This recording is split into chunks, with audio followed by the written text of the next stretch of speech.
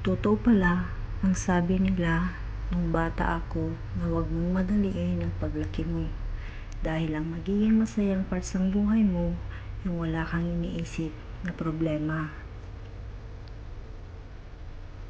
Yung masasaktan ka lang dahil lang sa nadapa ka. Ngayon, parang gusto ko na lang bumalik sa pagkabata. Yung walang iniindang problema, yung masaya na makapaglaro lang. Bakit parang ang hirap hanapin ang salitang buhay mo?